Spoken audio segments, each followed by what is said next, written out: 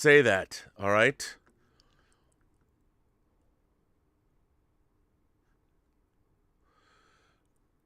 Oh my fucking God.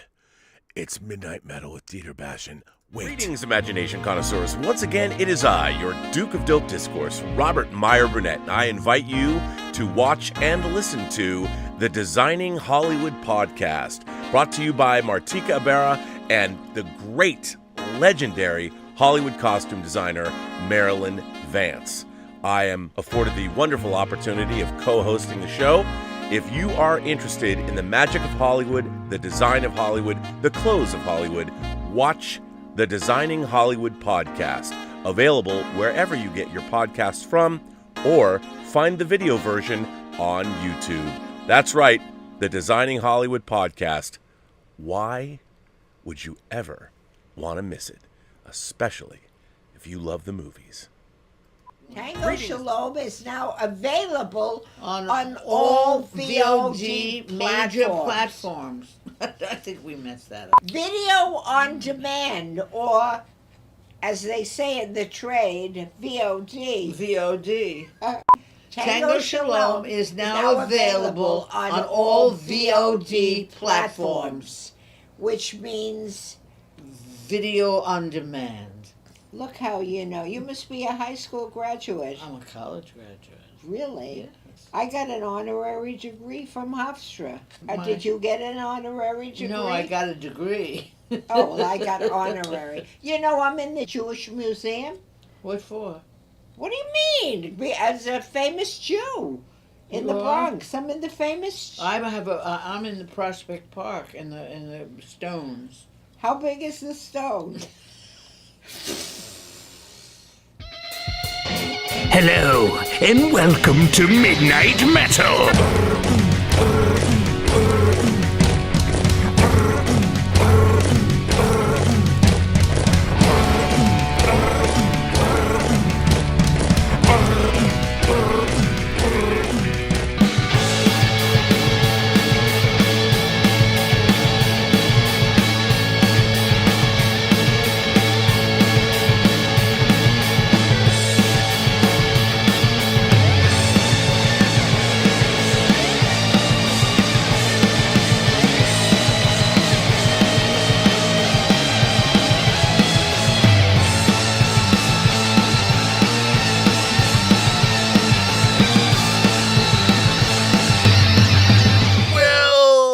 Greetings, imagination connoisseurs. Once again, it is I, your Duke of Dope Discourse, your master of fun and wonder, your viceroy of motherfucking verisimilitude, and whatever anyone else calls me, Robert Meyer Burnett. And this is Midnight Metal episode number 68. One episode away from 69. And tonight, I have a very special guest with me. You know him. You love him. He is the most metal motherfucker from Saarbrücken, Deutschland. Mr. Dieter Bastian. Dieter, how the fuck are you? And by the way, first of all, let me ask you this. Are you feeling fucking metal tonight? Like, are you feeling seriously metal? Rob, I have to, because you steamrolled over me. Dude, you have to be on the show in an hour. Get ready, get your shit together. So here I am, Imagination Connoisseurs.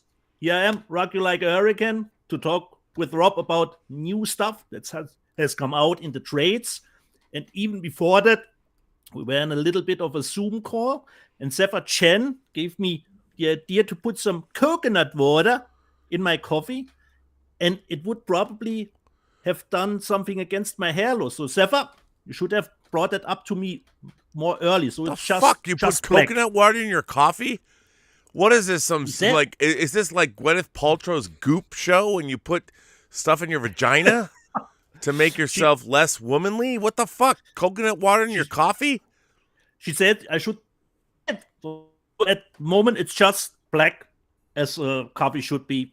So, metal coffee. Sorry, people, for just jumping in for Dave. I hope we will be back next week. So, Rob, what is our topic. What did you put out? No. Hang on. Before we get to our topic, I think there's a lot of people that might not know you. I mean, you and I have streaming for a year now. You're a metalhead from fucking Germany, and by the way, Germany is would you not say that Germany is ground zero of metal? Germany is the most metal fucking country in the world, isn't it? By the way, Terje is going to say Norway is, but I would say Germany is. Let's say we're 50-50 with Norway. Wow, don't you dare, like, don't sit on the fence. I want you to stand up and go, fuck yeah, Germany, Saarbrücken. Ooh, come on, dude. Considering the Wacken Festival, it seems that way, Rob. Seems that way. Why you got to cover your bases? Why won't you come out firing and go, fuck yeah, Germany is the most metal fucking country in the world. Angela Merkel is gone. Yes, she's done the last shift, Rob. So does that mean that you can finally walk around and get fucking metal and not wear masks and kill people? Or what? That's a metal fucking shit, Dieter. No, unfortunately not, Rob. As you know, COVID has us in its grasp for way more time than we would thought it would be. What can I say? Well, let me just say, Dieter, you know what? You being here, man sends in the super chat and says, love you, Robert. I loved Tango Shalom, but I have to go. I'm so drunk. Man, let's raise our glass to man. Fuck yeah, man. God damn it. L'chaim, by the way, happy Hanukkah. Hanukkah, come light the menorah. Let's have a party. We'll all dance a hora. Gather around the table. Oh, wait, sorry. That's not this show. Anyway, god damn it, Dieter. Let me ask you this. Yeah. What is your level of excitement for Spider-Man No Way Home? Actually, pretty big, considering it's been the topic of a lot of YouTube shows. You know, It's always in our conscience. No way. It's always in our conscience at this moment with new series. But I seriously hope that people won't be too disappointed if all those series don't come to fruition in the movie when it comes out. Okay, fucker. You know? Come on, dude. Come on. Stop beating around the bush. Stop being nice. Let me ask you. Tell me what the German chancellor thinks. Do you think Tobey Maguire and Andrew Garfield are in this movie or not? As I said on Let's Get Physical Media, yes. It wouldn't be too surprising, but Andrew Garfield was really adamant he's not in it. So will it still be a surprise in the final movie? Let's say that. Well, let me ask you this, to be honest. Let's be philosophically, and we're friends. Let me ask you this. From a philosophical standpoint, do you think if Andrew Garfield and Tobey Maguire show up as different universal iterations of Spider-Man in No Way Home, is that a good thing for the movie? Or not so much? Have they gone too far? Has the MCU pushed the boundaries of the universe too far?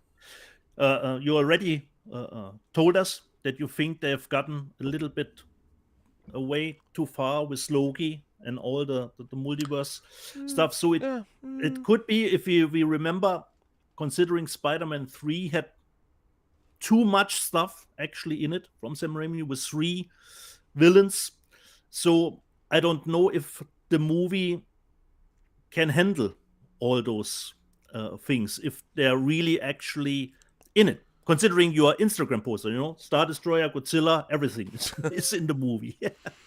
Well, I just wanted to cover my bases. Like, you don't know. You don't know what's actually in the movie, because lots of stuff. And there was this news that the press did only get to see 40 minutes of the movie. Well, what do you think? Okay, let's talk about that. Why do you think, as has been reported, the press only gets to see, 40, I would assume the first 40 minutes. Yeah, but why do you think why do you think that is? Of course, it could be to prevent spoilers leaking out ahead of time, but the theories are already over the moon with it. So I don't know, but I don't know if that this is really the first time it happened that the press did only get to see the first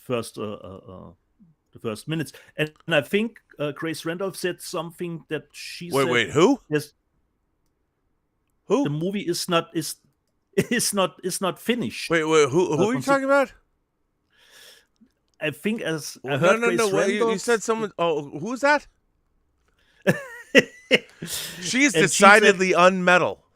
yeah, and she said the movie was not finished considering the visual effects, and they're working on it until the last minute. With Not the rendering unusual for a big tentpole Not- property. They've been reshooting. considering this the movie is still 2 weeks out. 2 weeks out. Okay, movie. could be a reason, but I don't know. And I don't know why the press even have to see it 2 weeks early. 2 or 3 days would be enough. I know. Well, so okay, hang on. Now I've got to read an article that dropped tonight at 6:30. They dropped this.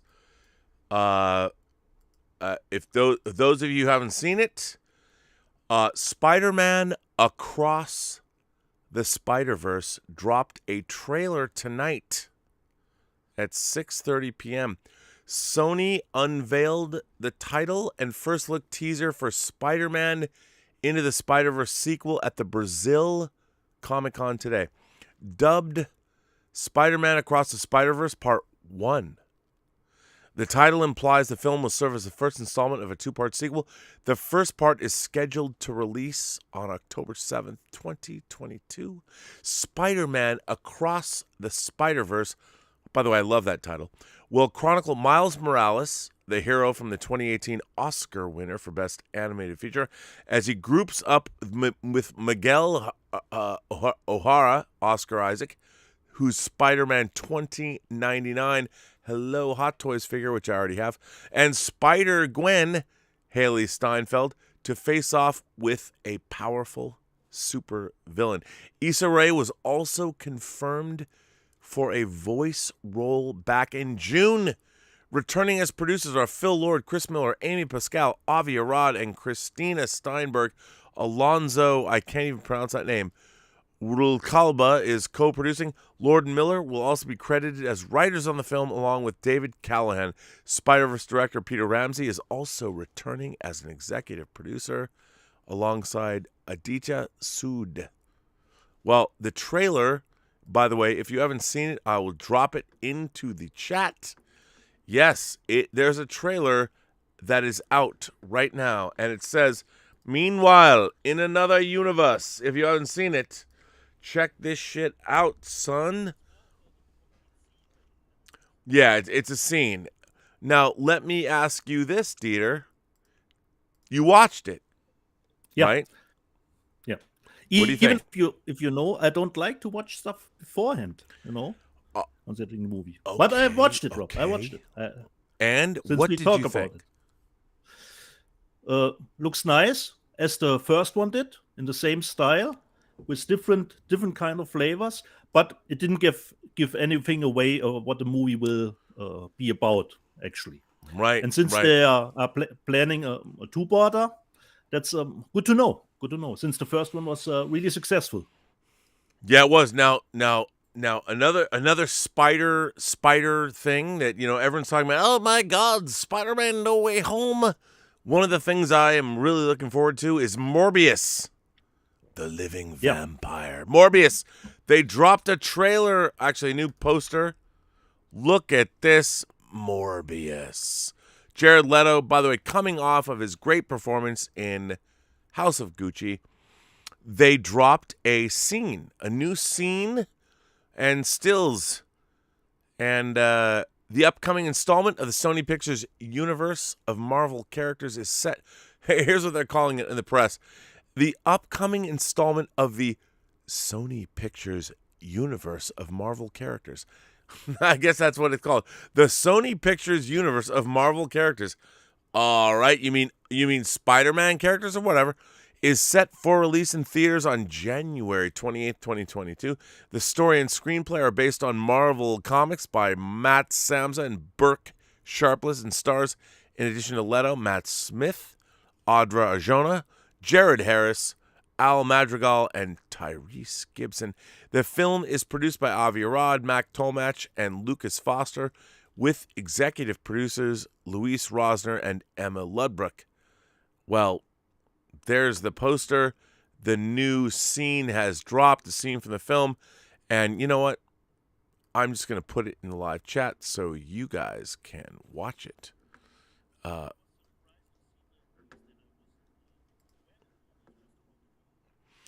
I know. I mean, pretty crazy, right?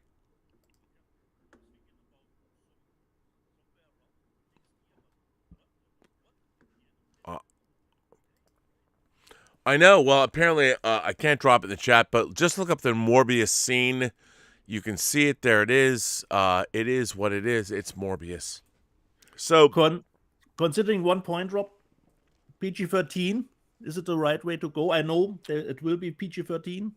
Considering I used to say to my high school girlfriends, I'm like, do we really want to go PG-13? Let's go R.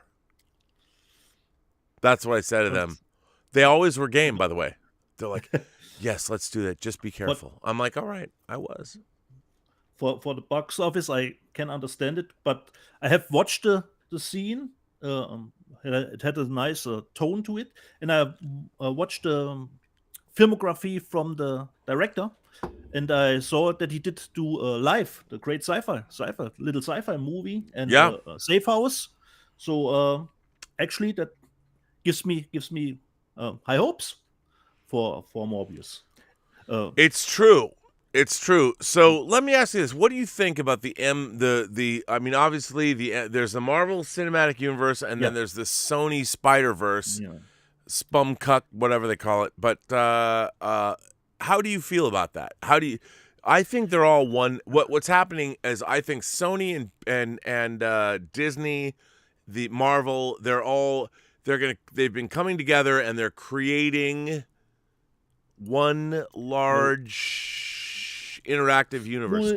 How do you feel about that? Do you think it's true or not? When the first, Rob, I'm not the biggest fan of the first Venom. When the first Venom came out, it's okay. You don't have to be. When the first Venom came out, I said to my friend and boss Patrick, I said, "Oh, I'm very lucky that this movie isn't in the MCU, because if it were, it would be easy finally to pick your least favorite movie in the MCU. And I don't want to own that character.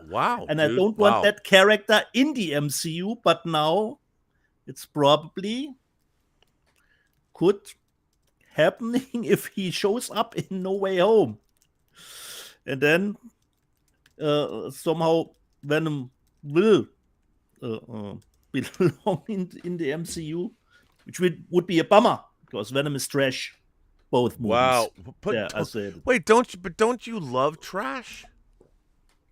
Good trash, Rob. Good trash. Not bad trash. Good trash. Okay, so Venom's not good trash. No, unfortunately not, Rob. Not for me. Not for me. All right. Didn't jive with me. So you and I, I have to tell people, I think between you and I, we're not going to do Let's Get Physical Media tomorrow. We're pushing it to a week. Yeah, because we didn't get so much. And I have a lot. Yeah, I have a lot of stuff coming, and it just it hasn't shown up yet. Yeah. So you will get me here for 2 hours, and then next week, bigger. Let's Get Physical. Yeah, well, it'll be our Christmas holiday special, our blowout special. Yeah. So, but now here's the thing. I just put out a call for a random person to join us. Okay. On the show. And Rob, by the way, did you already have your tickets for Spider-Man No Way Home since the Oh yeah, man, John Campea. John Campea has an entire theater. Oh, yeah. Awesome. So John Campea is, because here in Germany the movies, the tickets are not on sale yet. here in Germany Well, for Spider-Man. by the way, John Suntress of the there's John. John, this guy is one cool motherfucker. I'm so glad he came on the show. I'm gonna add him. I'm gonna put him in with us.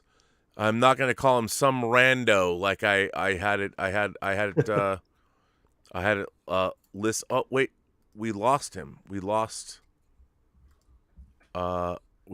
him. Hang on, Michael. We got you. We have to ask you to come back, Michael. I'm sorry. No, we have to have it come back. I can hear him. No, but John Suntress is here, and I was if not, John, doesn't matter. We can just this show, we'll wait. John comes back. John is back. Okay. John, there he is. There he is. Don't have to be sorry. By the way, I'm going to put him in the show. So, we got John Suntress from one of the great pop culture podcasts ever, who's going to join us now. Well, your hair is crazy. It's late. You'll have to explain to the folks at home. You'll be like, "Hey, what? Like, wait, what?" If you don't have many, it can't be crazy. Well, I mean, no, I love this. John Suntress and Dieter Bastian together. Oh my God. Oh no, it's the crossover people just didn't It's a multiverse. They didn't know they wanted. So hold on, let me put you in. Let me put you in, Coach, and I'm not going to have you called some rando as you are now listed as, because that wouldn't be nice. Although, you know what? I think it'd be kind of fun that I'm bringing you on. John Suntress of the Word Balloon podcast joins Midnight Metal as some rando. And now I'm going to change that. You're not going to be some rando. I will change it, John. It's okay. And put your name and make it for real. Okay, buddy. I'm going to do that. All right. So, John, first of all, a lot of people might not know you. And let me ask you this. First of all, John, are you feeling fucking metal tonight? Are you Very fucking metal. metal? Fuck off! Figured it out. Yes, God damn it. John Suntress, you were born fucking metal. It's true. Okay, Very so true. John Suntress, tell us, where do you come from? Tell us about the Word Balloon podcast. Who the fuck are you, and why the fuck are you so fucking metal, John? Come on. I've been doing the Word Balloon podcast for 16 years, and it's a one-on-one interview show. Rob has been on many times, and I'm always happy that he comes back. And I talk about comic books primarily, but I do a lot of other pop culture interviews. And in fact, did a super secret panel with Al Madrigal for both Emerald City this weekend and next weekend C2E2 comic convention. And he didn't say much about Morbius, but he did say that he had a great time and everybody was cool and it was a lot of fun. And he is beside himself that the great Al Madrigal, fine Daily Show comedian, and also co-creator of, I forget the name of their podcast network with Bill Burr, but he's very excited to be part of the Marvel Cinematic Universe. So that's pretty cool. Well, John, some random anonymous person just tipped us $5 just because you're here. That's awesome. There you go. Fantastic. Just for showing up. So, you know Dieter, you know me, you've known me for years. Now let me ask you this. So, how do you feel about Marvel Phase 4 so far? We've got WandaVision, we got Falcon Winter Soldier, we got Loki, we got What If, we got Hawkeye. We got Black Widow, we got Eternals, we've got Spider-Man No Way Home coming, Shang-Chi, and Spider-Man No Way Home. So all of that, How are you feeling about Marvel Phase fucking 4? I'm digging it.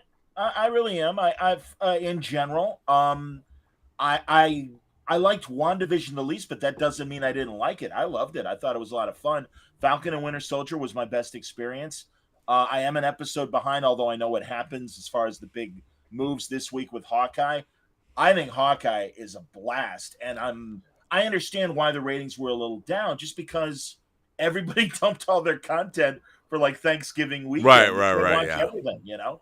But I mean, because I read that it was obviously like the lowest rated debut, but I think it's hilarious. And also, Rob, that Matt Fraction is a good buddy of mine, and I'm so happy for him. I mean, they're leaning, and by the way, he gets credited as a co-producer on the show.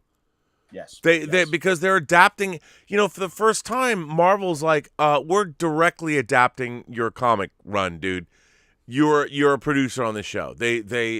And I don't think that can be that. Here's the thing: for all the fanboys and fangirls and fan people who get pissed or get angry, Hawkeye is the first time that Marvel is like, we're now. I mean, Winter Soldier should have acknowledged Ed Brubaker. You know, but they made Mac Fraction a producer on the show, which means he gets paid for every episode, and Ed Brubaker should get paid for every time Winter Soldier appears. 100%. And I understand why they don't, but Marvel is trying. I mean, there's no other studio that's doing that shit. Agreed, and also. Ed even has teased it in his newsletter. He's got a very cool project coming up, and we're all going to cheer when it's announced and when it's public. I wish I could give you more than that, but it really was like, oh, that's awesome, Ed. God bless you. Yeah, That's I mean, I don't want to. This is not a show to spoil some shit. This is just a show to be fucking metal, dude. Fuck ah! No, and then really, the thing that Brubaker is working on, completely fucking metal. People are going to lose their minds, and it's like, of course this should have happened. So that's great. I'll say with that. Dieter, it's so nice to meet you, man. I'm a big fan of when you and Rob get together. And truly, man, Thank you, man. It's a pleasure to talk to you, man. Thank you. I told Rob you should probably have something like you on, because I'm not well versed in comic history with all the characters, just the movie stuff, you know. Okay, but the thing is, Dieter, you don't have to be. The fact is, no, you're my friend. If I'm going to have you on the show, you're fucking metal, dude. Don't even apologize. By the way, if you don't think Dieter Bastian's fucking metal, look at this fucking picture. Come on, man. Look at this. This is Dieter shredding with his Kiss shirt on, with the Kiss, the Kiss. Oh, dude, you fucking shred. Come on, what are you talking about? My God, how metal are you? Has Dieter ever done the Berserker song from Clerks? That the Berserker song from German Clerks. Metal dude does? Okay, we'll have to watch Clerks again. What the song how the song goes. It's Jay's buddy, who is like a German metal dude. But yeah, I mean, I don't even remember the lines. I just remember, of course, the chorus of Berserker. Berserker. You remember? Come on, you know. But no, man, I think everything's been great. Really, back to Hawkeye for a second. I forget her name, but Kate Bishop, whoever's playing her, Haley Steinfeld. She's amazing. Oh my God! I mean, literally, she looks great. Her little facial tics when she's in deep shit or she's trying to figure a way out or anything, hilarious. And I love what Jeremy Renner's doing, and I'm thrilled that Echo's part of the show, and that's another buddy, David Mack. Yep. And his wonderful character. So, in fact, David's going to be at C2E2 next weekend. I'm looking forward to seeing him in Chicago. So that's going to be great. That's going to be a weird show, Rob. People are still freaking pandemic-wise, and rightfully so. And also, it's Chicago. It's winter in Chicago. Nobody wants to come here in the winter. The last time I was in Chicago, I was there. I stayed at the W for New Year's Eve. Cool. And, oh, wow. And it was amazing. I was with a girl that I really liked. Came that helps. Her, and it was the coldness. I fucking loved it. I love Chicago. And and I would imagine for West Coast people where the weather's warmer, it's kind of fun, and it is kind of like visiting Mr. Freeze's city, at its worst. But it's been mild. It's been and hopefully it will be next weekend, and it'll only be in the 40s or 30s or whatever. I'm ready. It's cool. Man, New Year's Eve it was so cold, or New Year's Day it was so great. I had so much fun. That was the last Chicago 2009. Damn, sure. Yeah. Oh yeah. That was the last time I was there, yeah. Well, I'm hoping, obviously when you come back, you got to let me know. and we'll absolutely hit the hot spots and everything. Yeah, So. well, where I didn't get to go was the Green Mill. Oh, dude, you absolutely, man. Not too far from where I live, and I shot. And actually, Dieter, it was shown in Germany. I feel like when a kid would lie, oh yeah, my girlfriend, she lives in Canada. I only see her in the summer, and they're full of shit. But actually, I was one of the talking heads on this conspiracy show that this production company made for the History Channel. It only ran in Canada and Germany. It was called The Unexplained. I'll get to the Green Mill, but it was all about the Kennedy assassination. And 2 weeks before Dallas, there is a conspiracy theory that there was a plan to hit Kennedy in Chicago. He was coming to Chicago to watch a football game, American football, between the Naval Academy and the Army Academy, which is always a big matchup in college football. I mean, this goes back decades for being a big sports event. And they had 2 different threats. The Secret Service learned of 2 potential threats to Kennedy. They foiled both of them. And supposedly, according to the conspiracy theorists, too hot to come to Chicago, have him stay there. Real history that day, the South Vietnamese president was assassinated that day by the North Vietnamese. So that's the official reason why Kennedy never came.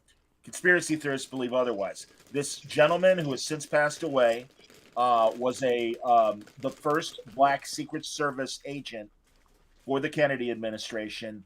He saw the connection between Chicago and Dallas, and he claims he was silenced by members of the Secret Service.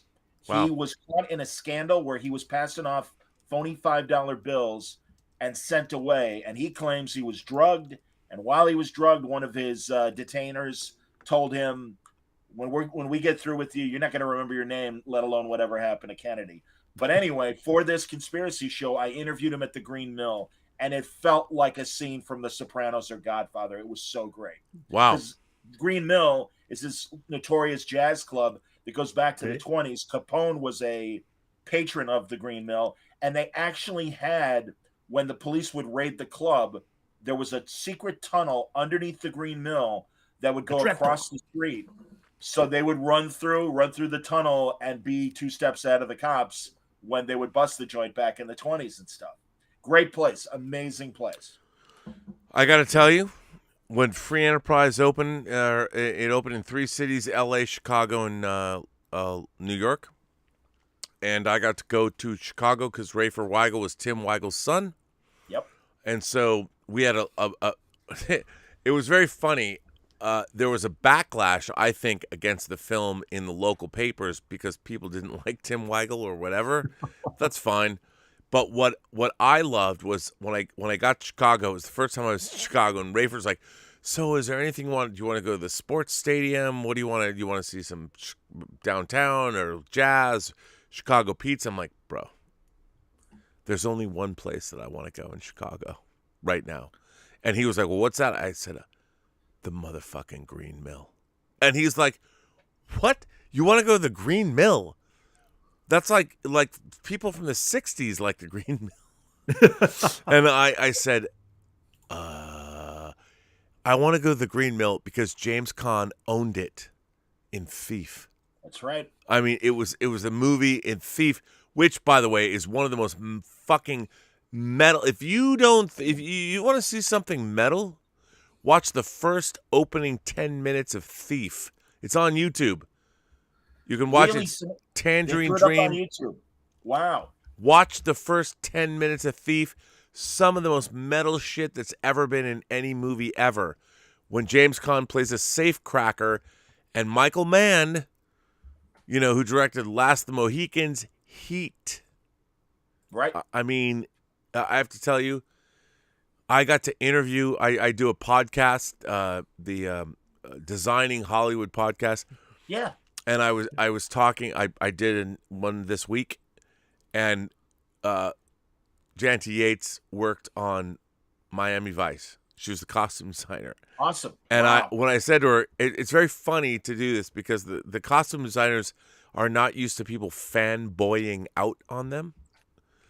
And I'm like, You can see it. Yeah, it'll be up in a couple of days. You can see Oh, me that's going, great. let me just tell you. Oh, my God. I got to tell you. Oh, my God. You worked on Miami Vice.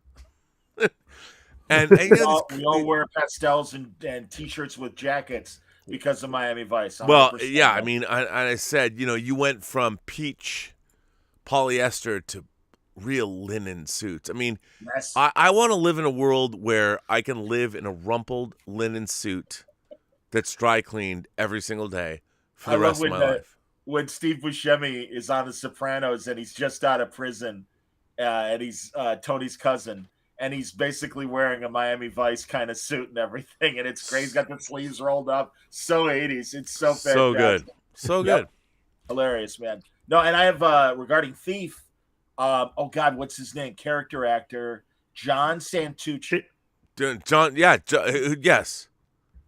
I met John Santucci in Vegas back in the 90s. I'm at the Vegas Hilton attending the Star Trek experience that our own Rob Meyer Burnett, one of the creative minds behind that fine thing. Thank you. I did all the video things. Rest in peace. It was what a great place. What a blast, man. I used to get drunk when they'd send me from my sports radio station to cover boxing. I would always just spend Sundays at the Vegas Hilton waiting for my plane, getting blitzed in Cork's bar, and having lunch. Not the greatest. Did lunch, you have a great, warp core breach? Did you drink that? Of course I did. Of course. Yeah, Dieter, it's this rum punch that they serve on dry ice that would smoke. Oh, Dieter, let me ask you something. Do you drink alcohol? Not really. Yeah. Are you a teetotaler or what? No, but I'm not against it, but I actually don't need it. Well, no one Good needs for you, it. Dieter. No one needs it. Like, okay, here's the thing. I dream of coming to visit you in Saarbrücken. So if I were to, we will have some, Rob. Then we will have some. Like No what? problem. Are you gonna have a sip? I mean, can I take you to a pub? What's a pub called in Germany? A pub? Kneipe. Kneipe. So are there good Kneipas in Saarbrücken? I would think so. We will venture out and have a look. Rob. Very cool. Okay. Excellent. I'm gonna bring John too. I'm gonna bring a whole platoon of people. If you come, Rob, Please. I will make sure there's alcohol here. Well, what's gonna be really funny is you're gonna have to clean up your physical media collection. We have to What are you gonna do? We have to recreate the scenes from Hopscotch when Walter Matthau's in the beer gardens with Herbert Lom. Wow, nice pull. That I have the criteria. metal. I love that movie so much. It's so Me good. too, man. Oh my God. Funny, one of the best spy movies of the 80s, 100%. But Santucci, we meet him at Vegas Hilton, and he's sitting at a blackjack table that nobody's using and stuff. And my buddy, I was a sidekick on this sports talk show. And he's like, Jan, you know who this guy is over by there? I'm like, yeah, John Santucci. Oh my God, you just did a great. Wait, do that again. Hey, Jan, you want to meet Jan Santucci over by there? That's your classic Chicago accent, Theater. That's the difference between Rob and his West Coast. Okay. And I got the, hey, how you doing over by there? Yeah, but Santucci, you just did like you're a real. What is it? Like you're a real tough guy. What is he saying to Thief? I'm like, you take a trimming. You take a Sergeant trimming. Urici. Yeah, exactly. I don't remember. But this is the weird thing, and maybe a lot of celebrities do this. And Rob, you're in bigger circles than I am when it comes to meeting actors. But I'm like, oh yeah, John Santucci, you were awesome in Thief and Miami Vice and Crime Story. And my buddy goes, and The Firm. And I'm like, and again, I can't help it. I'm a Rain Man when it comes to movies. And I'm like, oh, he's not in The Firm. He's like, oh yeah, I'm in the Firm. And he meant that actor, and I don't remember his name, but he's the guy at the end of The Firm with Paul Sorvino when Cruz is giving his whole, I'm your lawyer, I'm like a ship that has cargo that will never reach port, blah, blah, blah. And he played Jack Black's dad, or Gwyneth Paltrow's dad in Shallow Hal. So it's that actor that obviously was in The Firm. Yeah. We have no idea. I'm like, no, man. And then a sad end. And so, but regardless, I'm like, sure, you're in The Firm, whatever. And this is pre-internet days. So we couldn't immediately whip out our phones and look it up and everything. I'm like, Mike, I'm telling you, when we get home, because it was late 90s, I'm like, I'll get on my PC and I will show you, or my PC at work. But Santucci, I don't know if you know this. Again, amazing role in Thief, tremendous guy, real professional criminal, real professional thief. Oh yeah, that's why Michael Mann cast him. Exactly. and sadly, he got a terminal diagnosis from his doctor. So he tried to do one last score. Really? Yes, in the early 2000s, got arrested, and spent his last years in jail. Oh, Yeah, man. yeah, John Santucci. Well, Metal listen, to the Anthony The real deal. Anthony Gonzalez sends a tip in and says, "What's up, Midnight Gents? So, I just received a Blu-ray copy of Denis Villeneuve's Enemy. So, Great have movie. you seen it? Can you give us a non-spoiler review? Cheers. I've seen Enemy. I loved it. Have you guys seen Enemy? No. Enemy is great, but we can't delve into anything. Who did send the super chat? Anthony Gonzalez. Anthony Gonzalez. After you watched the movie, Chris Duckman did a really good analysis of the movie. Are you sending someone to some other YouTube channel? After he have watched the movie, if he wants to know a little bit more about I'm a huge fan of Chris Duckman. I think he his did a shows great are great. analysis of Enemy, and I always remember the last moment of the movie when I did go on my couch and I was, this is all I will give away for Enemy when the last shot was happening, because the last shot, oh my god, man! Wow. Wait, the hell? What accent? Did you just do an American accent? Me? Yeah. Did you just bust out the American accent? I just want to make sure, because if you just went American, it goes in and out, Rob. I'm just Dieter. I'm just checking. I mean, I'm just asking because Enemy is great. Enemy is great. It is great. I love Enemy. I love Incendies. I'm a huge fan. Yeah. So Danny has not taken one misstep at the moment for me. I don't think so either.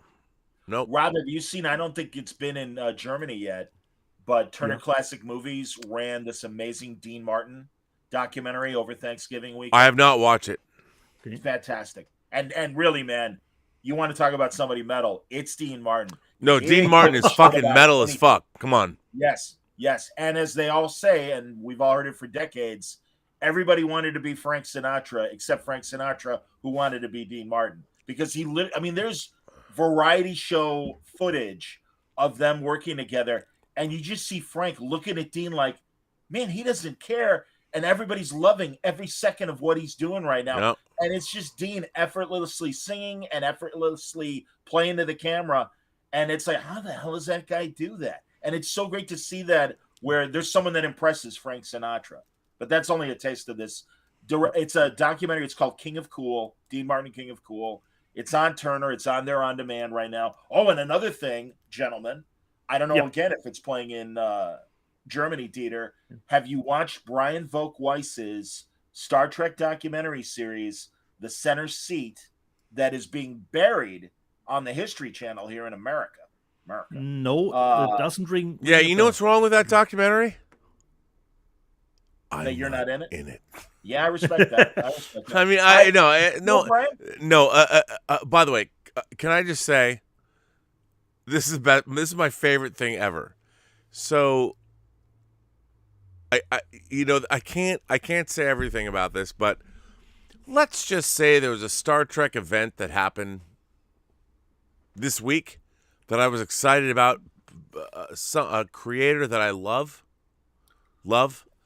I asked this creator, I said, hey, man, I'd love to interview you on my channel. But I said, perhaps you should ask your minders at CBS and Secret Hideout whether or not that's okay. And I'm a huge fan of this person's work. I love his work. Love it. I've been singing his praises for over a decade. So I have to read this very carefully because I put it on Twitter and he got pissed. He's like, "Oh my God, please take that down," because somebody and I know who said this. I know who said this. So he comes back to me. This is the best. So he comes back to me after I say to him, "What's that?" What did you do again, Rob? Well, I was going to interview somebody about their work, their Star Trek work, and I actually said, hey man, perhaps you should ask. Now I have to read this and paraphrase it. So, the person who comes back to me says, "This is so fucking metal. I wish I had better news. Oh. The temperature at CBS and Secret Hideout with regard to this is not good. It seems that certain high-level entities in both organizations feel that you... I wish I could read this. I don't want to give anyone up. But basically, it basically says you, the chateau you lived in, you torched it, you threw everyone out, you had them all beheaded, you burned them to the ground, you pissed on their ashes. And that's you did everything you could. That's a paraphrase. And although no one's willing to say I would suffer any repercussions for doing this show, it was suggested that my future prospects of consultancy or entry-level writer's room assignments, might be diminished if I didn't interview with your channel.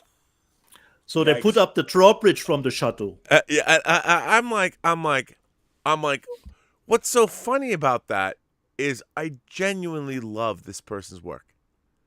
And I've been talking about this person's work literally for 2 decades. And it's so funny that there would be an instance where people are like, well, he doesn't like the swill we've been churning out this year and last year or since 2017. So we won't let you do an interview because he loves the work you do. It's so funny. Like, let me just say something about Star Trek for a minute. Yay.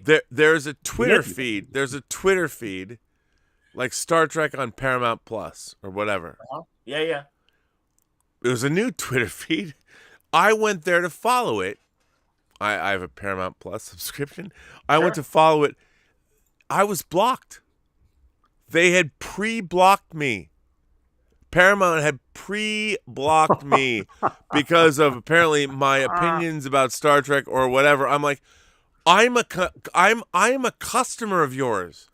I pay money to you every month to watch the horrible swill that you decide to give us, and you blocked me from your social media? And I'm like, this is everything wrong with America. Oh my God, I can't believe you said that about me. Who cares what your streaming service, your Twitter feed is about your streaming service. Right. I'm a customer of your streaming service. You have taken, and by the way, I'm not the only one. And I'm like, you have pre-blocked people. Like, who's running your social media? Like some numbnuts? Are you afraid I'm going to dead name you and cast you out through the airlock? I mean, whoever did it, took it. Was there a list? It's like, these are the websites that are bad. Bet there's a list. I bet there's absolutely a list. Man. Oh, there is. Sure. But I'm like, I'm a customer of yours. Yeah. Whether you like me or not is immaterial. But what they did do by saying that, they're like, we only like certain people. Oh, okay. So my money is less good than someone else's? I've never, here's why modern Star Trek sucks. Because your social media blocked me, a lifelong Star Trek fan, whether I like your shit or not. Whoever controlled your social media blocked me, a lifelong Star Trek fan that pays for your service. Yeah, I'm hip. There you go. A little metal moment. Absolutely. Dieter, forgive me. Are you a Star Trek guy? Excellent. Yeah. Well, then honestly, Rob, if I may, and then I do want to hear you, Dieter. Rob, you nailed what's wrong with Discovery. And I tell everyone, my guy Rob Burnett figured it out. It's simplistic problems of the week. There is no action adventure anymore. And instead, it's, how do you feel? Are you all right? How do you feel about this? Are you all right? And it's like, Jesus, like, Troy and Riker did not have to convince themselves how special and great and wonderful they are every goddamn week. And also, when they solve a problem, and I really, Dieter, I want you to, what you think of this. Yeah. It's like fifth graders at a soccer or football match that accidentally hit a goal, and they all have to hug and cheer. And it's like, God, for decades, the other shows, they would solve a problem, and they'd get their ass back in the seat and focus because they're in the military. And the next problem is probably 5 seconds away. Don't celebrate. Don't tell each other how special you are. Get back to goddamn work and fix the next problem. And also have a little demeanor of, you know, just like, all right, cool. I did it. All right, awesome. But I got to get back to work and stuff. Not, yay! And God, you're so special. You're so special. Star Trek Discovery is the worst written science fiction show in the history of television. Pretty much. I would rather watch Manimal or Automan. Space Above and Beyond. It's that's a genius show compared to. That's a pretty good show. Yeah. I mean, Star Trek Discovery. Star Trek Discovery, actually, I would look at it. It's funny because the original Star Trek, the original series, is an example of what America could be. Like, it was all about aspiring. Star Trek Discovery is a show about why America today sucks. It's the worst of us, 100%. Absolutely, man. We're whiny little bitches that if we're not feeling good about ourselves, then it's a bad day. Well, you have your military training to get you through the trauma. I mean, that's the other thing, because I can appreciate, let's get meta for a second. Let's get meta for a moment. Fuck yeah, dude. Fuck yeah, dude. I can appreciate them being 1,000 years in the future, and I'm never going to see my family again. They're all dead. Earth is now xenophobic to the Federation, so that sucks too. I'm really alone out here with these 100 and whatever people are on the crew. But that's when you're military training and having to do your job. Idle hands are the devil's work. These people are idle hands all the time. What do they do? What are their skills that got them into Starfleet? You so rarely, if all, see them. And also, Adira and Gray are the most annoying couple I've ever seen in any scripted television. And what does Gray bring? I understand that Gray was going to be a Trill. Didn't happen. Adira got the symbiote instead and is living the Trill life. But exactly what skill does Gray bring when now that Gray is going to be in his android body? I don't know, but I really don't care either. It's like, oh, and also Stamets getting mad at Book because you saved my family. It's like, no, man, you're in Starfleet. It's a team. Hey, thank you for saving my family. That's awesome, man. Love you for that. That's great. Crock of shit. No, so, it is. Honestly, Star Trek, I would say this. Everything wrong with the United States of America is exemplified in Star Trek Discovery. Well said. Every single thing. It is the actual. And I watch it. I'm perplexed by that show. I'm like, no, I really am. I'm like, yeah. Did anyone watch Star Trek? Well, clearly they didn't. And if they did, they're all fucking dumb. Yeah. Because Star Trek is a very literary show, as a lot of the great movies are. It comes from literature. Yes. Star Trek Discovery is a show about people, like, it's so weird that we live in a world, like, where people think that feelings matter in a military situation. Like, they don't. If you're trying to stop a nuclear weapon from detonating, I don't give a fuck about the fact that your mother might not have loved you enough. Like, give me a fucking break. And I also, I hate to say this, I don't want to be. Starfleet is a military organization where people have to be fit and they have to be ready for battle. I know where he's going. And no, I watch people on the show, and let's just say there are certain individuals, and I feel bad for the actors. I'm like, wow, man, no one's gonna buy an action figure of you. And I mean, wider than my ass, yeah. And again, I feel fat shaming, but yeah, I don't want to do that, but it's really bad. It is really bad. And I feel like between Gray's skin condition and other people's, this is a military organization, and you are not serving your actors, because you've got some good actors doing some. Yeah, it's not their fault. Really good work, but it's really. Dieter, are you getting? Because I know there was that whole international kerfuffle with Netflix and Discovery. And I know they fixed it. So are you caught up? Are you watching? No, they didn't fix it, John. You still can't get Star Trek Discovery on Netflix anymore. Yeah. You can buy it on Amazon if you want it on the instant video service. But it's always great to hear, Rob, that I don't miss out on anything.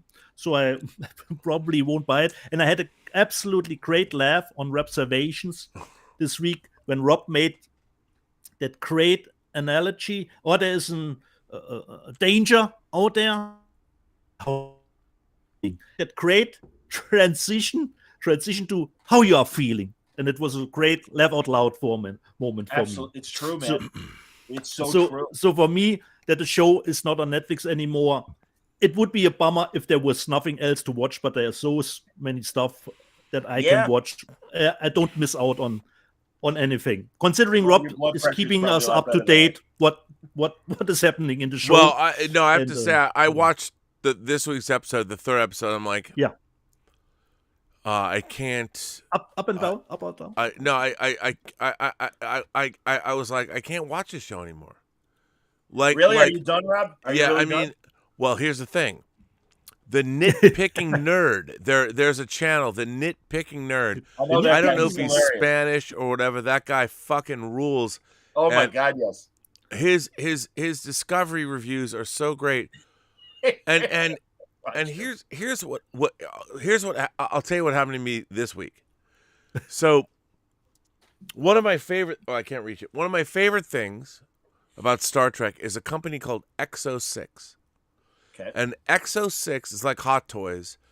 They're a high-end action figure company that all they're doing is making Star Trek action figures. Okay. That's it. Like, talk about a dream company. Yeah. So the funny thing is they take pre-orders on all their figures, and they manufacture sure. They've only released 2 so far, Picard and Data from First Contact. Great. Okay. Their Cool. third figure is Janeway from Voyager, because Voyager is a big on streaming. It's a big thing, so they're going to do Voyager. They're going to do Janeway, the EMH, and 7 of 9. Cool. Wow, that's great. Yeah, the figures they're so well done. Excellent. So of course, Paramount's like, hey, well, you have to do Discovery figures. Okay. And I'm like, they have to because interesting. What's very funny is that you still have to do pre-orders to know how much they're going to make. I will guarantee you that those Discovery figures sell a tenth of any other figure. Of course. But they have to do it because what Paramount's trying to do is create a brand. They're trying to make Star Trek ubiquitous, like Star Wars is ubiquitous. Right. Star Trek it's so funny that the very people that own Star Trek don't get it. They don't understand that Star Trek is a niche thing. Yep. It's not. It will never be mainstream like Star Wars. Robert's frozen for me. Okay. What's that? Okay. You were frozen on my screen for a little moment. Yeah, no, we were running, so it might be on your end, Dieter. Yeah, because I understood him. So like Gray L. Garrett, I said sends in a super chat and says, Rob, you can say it. Star Trek Discovery is woke. I actually don't think it's woke. I think it's fucking stupid. Because to be woke is to be smart, is to give a voice to people that have none. Or Star Trek Discovery has even though the writers will talk about, well, we want to, they have reduced everyone's problem. Star Trek Discovery is a show where the black characters only hang out with the black characters. Yep. The gay characters only hang out with the gay and transgendered characters. That's right. And Tilly is the audience, like, we're all Tilly. Yeah, aren't thanks. we? Yeah. Silly I mean, because by God, Tilly would be on any military spaceship ever. Or wait, no, maybe she wouldn't. Yeah, I don't want her at NORAD turning the missile keys. Absolutely not. You're right. And also, God, this week, Burnham and her mom yelling at each other. All I know is if my mom were here right now, I'd give her a hug. Yeah, thanks, Tilly.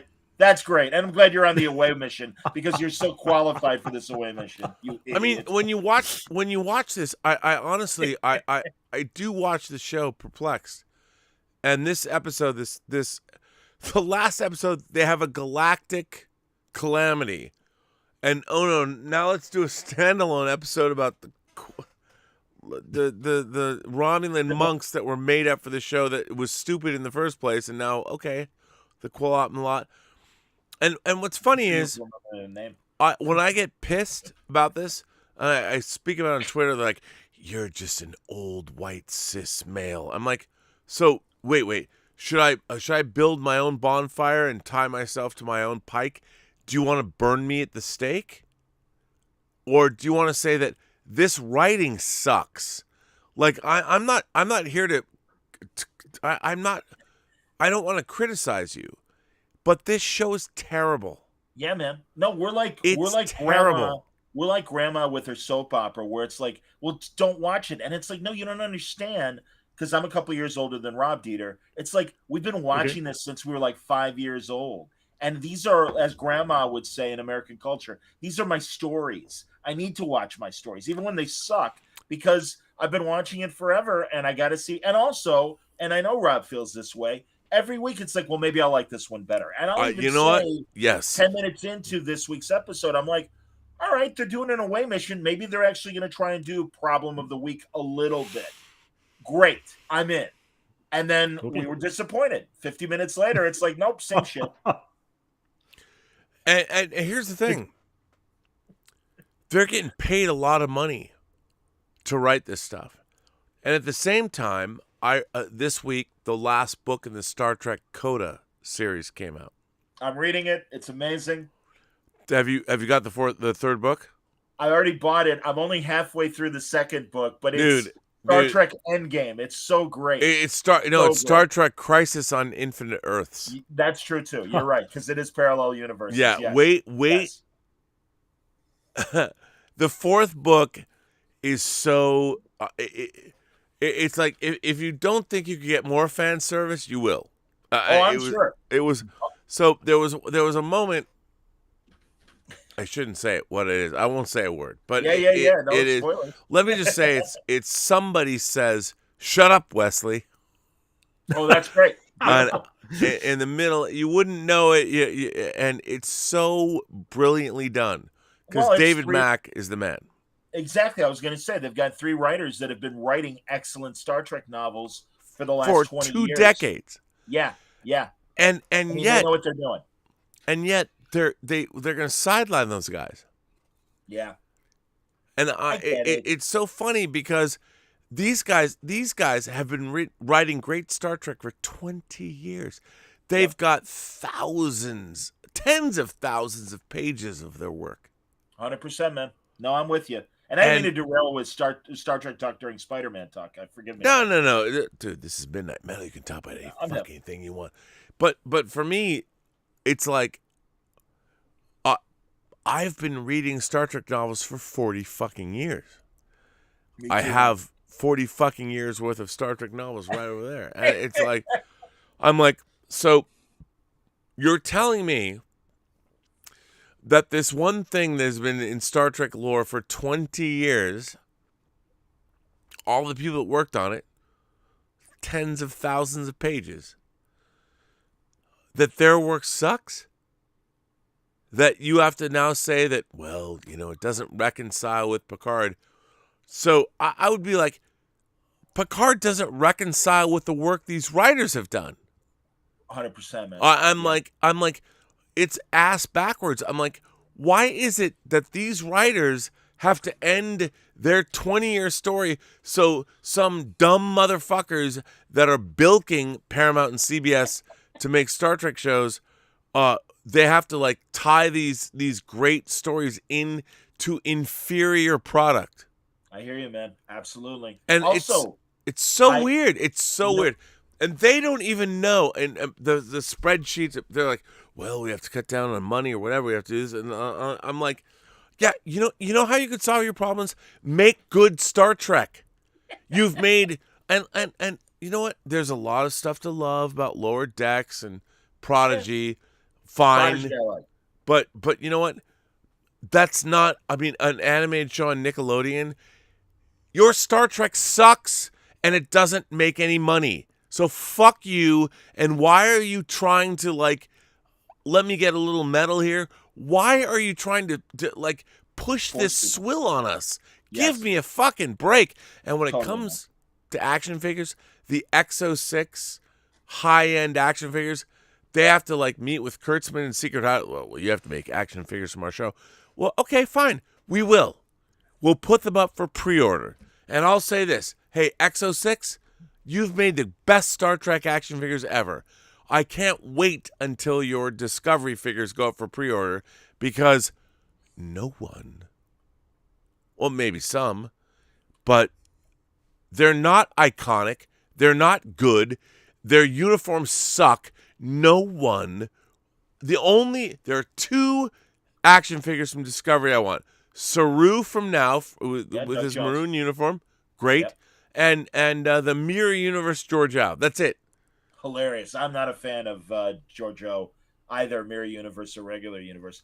No, she's not good. Though, you know what's awesome about the Coda novels? And I'm sure you already know this, but the bad guys are featured in the two-parter Time Zero. Dude. And I was rewatching Time Zero, and what I took initially as MacGuffin extemporaneous dialogue and stuff, these guys took and really used them in the books. And seriously, man, it's like a Rubik's Cube clicking into place. I'm like, holy shit, all this dialogue from 25 years ago is making perfect sense. And it's so much better than the Discovery shit and Picard shit we've been getting.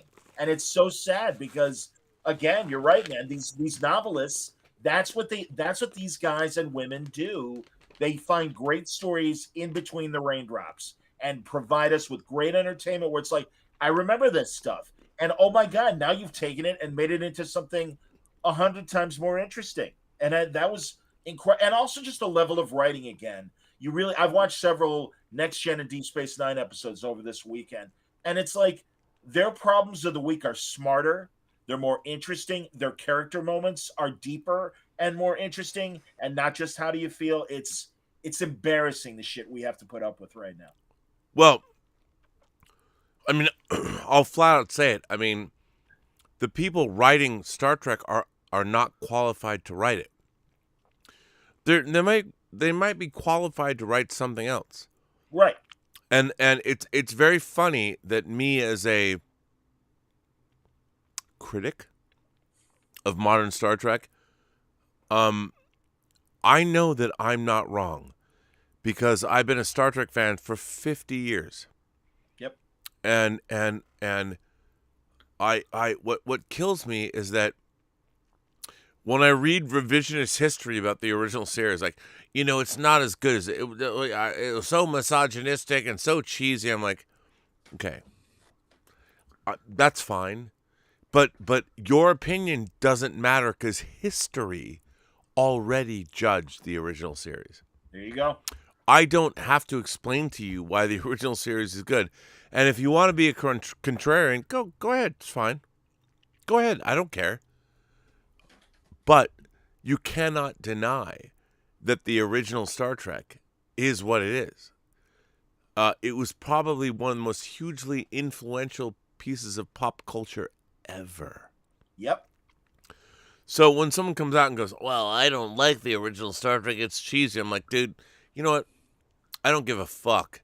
Your opinion is invalid because you're judging something because you just finished watching fucking The Sopranos or The Leftovers or Game of Thrones, and then you go watch Star Trek and you're like, this show is not as cool as those shows. I'm like, oh yeah, because that was made a half a century ago, you fucking dumbass. Fuck you. Yep. Well, when they come to me with, well, Burnham is the point of view character in the way that Kirk is, and I'm like, yeah, that was the 60s when the star of the show was number one on the call sheet and the show's revolved around them. I get that. We've evolved since then. Thank God for Michael Piller, the man during Next Generation, who said, as opposed to focusing on the problem of the week, let's give Worf a problem this week. Let's give Data a problem this week. Troy, Crusher, everybody else. And suddenly it was an interesting ensemble show. And we see these bridge crews on Discovery, and we still don't know their goddamn names. And I'm sorry, but that's where the action happens. The writers don't even know. They don't even know the military hierarchy of the characters. And I read this interview. I was like, how do you guys not know?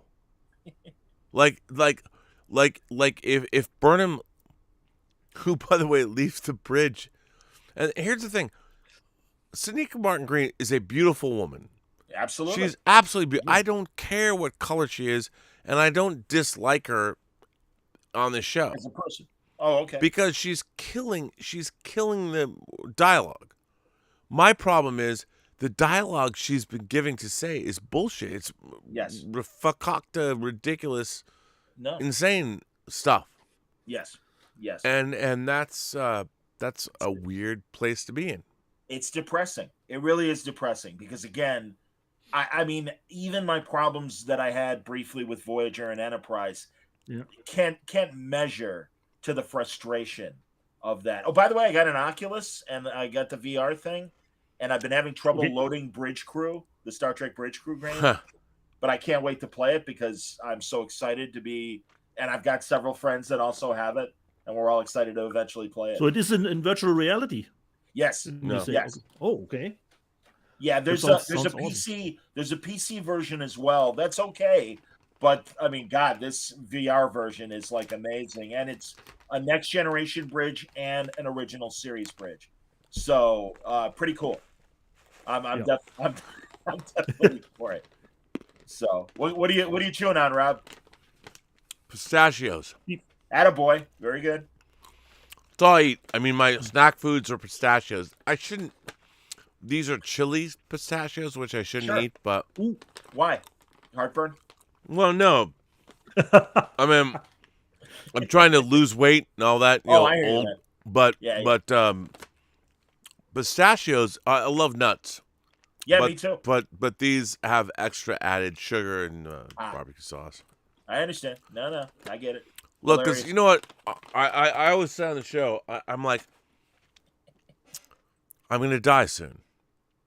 And people always laugh. And I'm like, look, I'm not looking for sympathy. I know. What I really mean is my heart and soul dies. Well. Because the world we live in.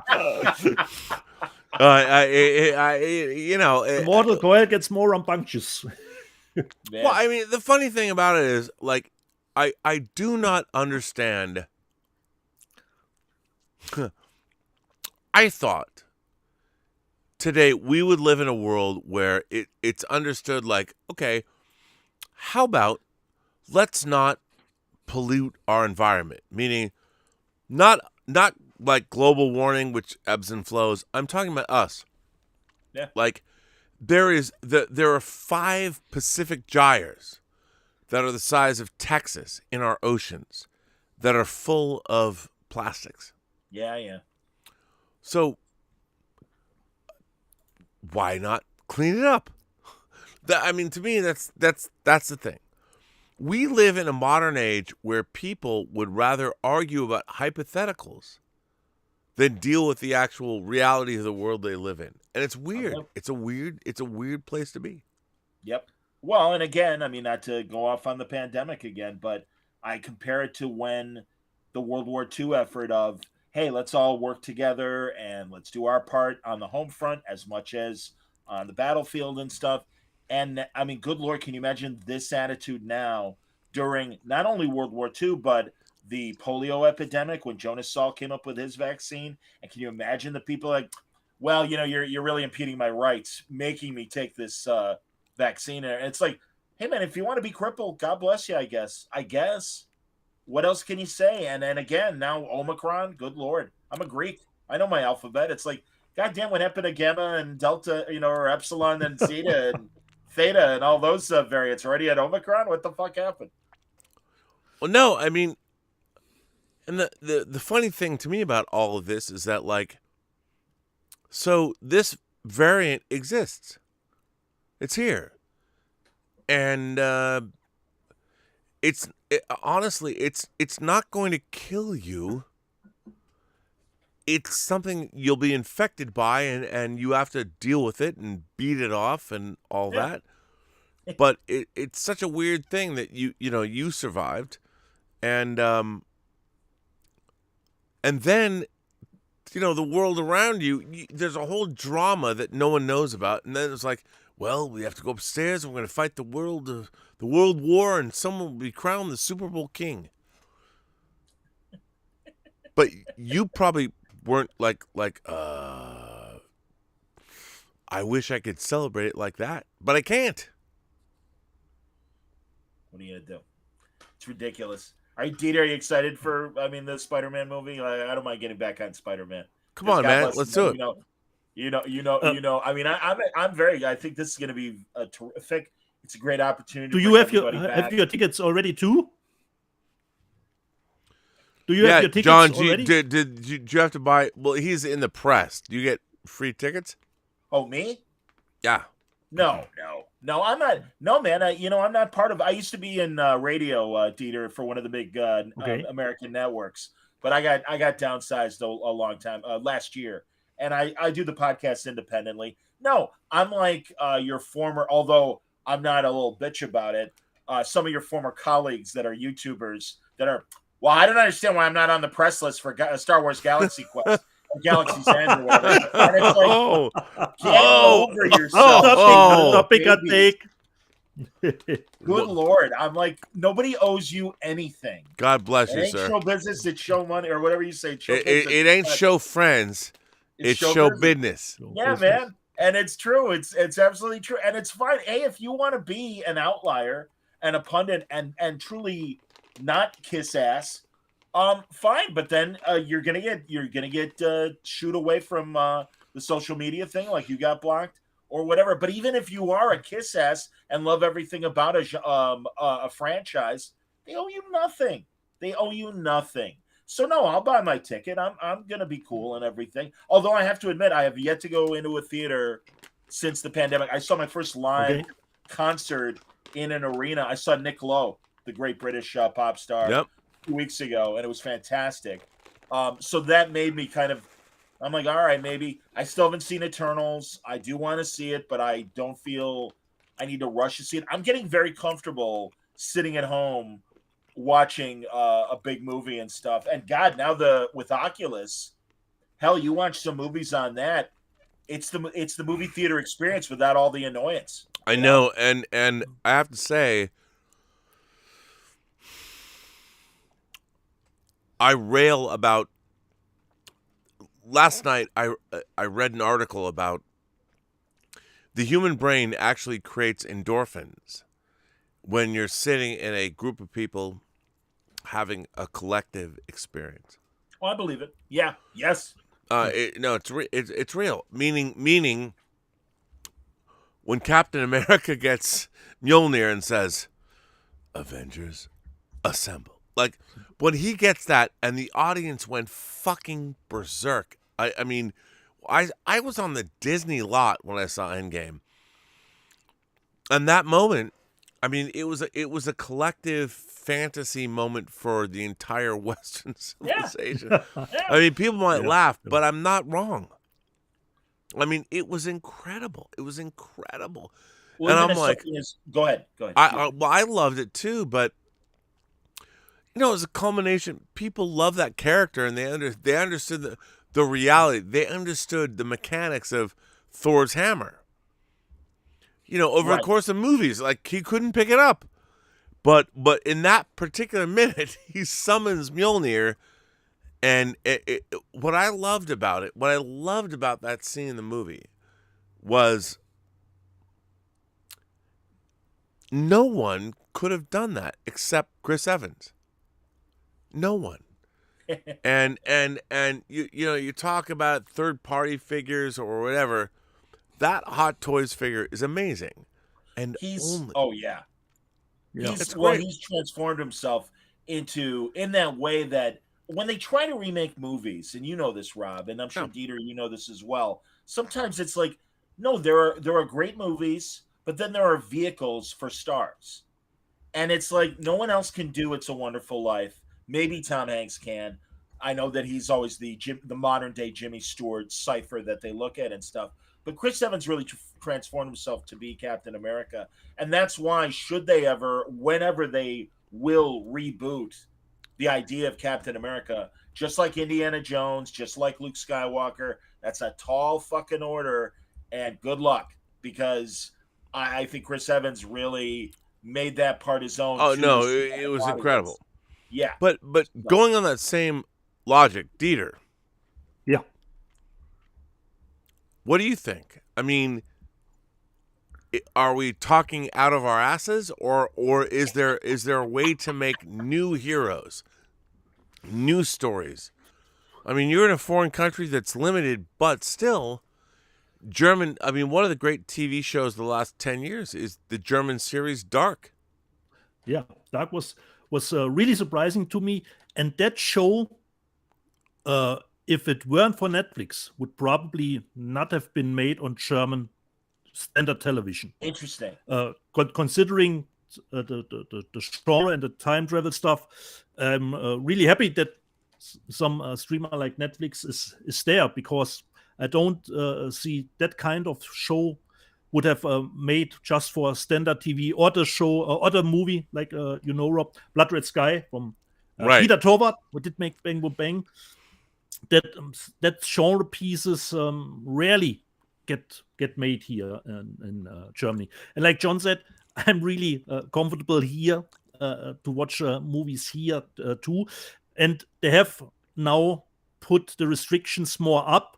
You have to bring a 24-hour test that you are negative on COVID if you want to go to a theater or a restaurant, something like that. You have to be vaccinated. I just want to buy my Rancor, man. Come on. Yeah. even at my firm, they are checking who is vaccinated, and if you're not, you have to bring a 24-hour test to even get to work. Sure.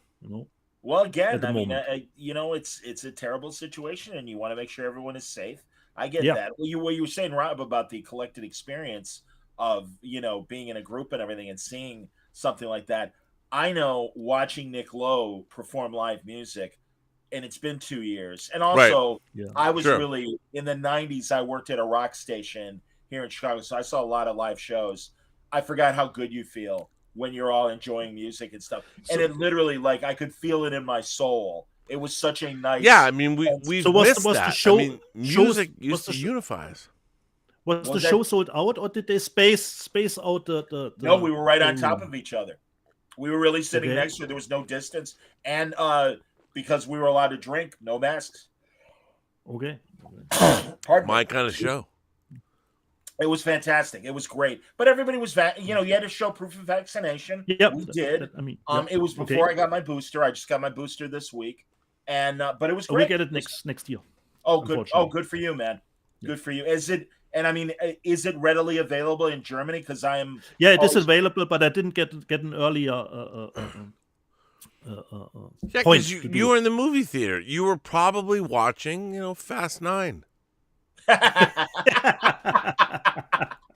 Let's hope not. Laugh all you want. Come on now. This was not a diss on Dieter, because I was watching Fast 9. Do not laugh. Do not laugh. Although, by the way, wasn't it your first? Wasn't it actually your first movie after the in the pandemic that you Yeah. did see? No. Was It was Army of the Dead.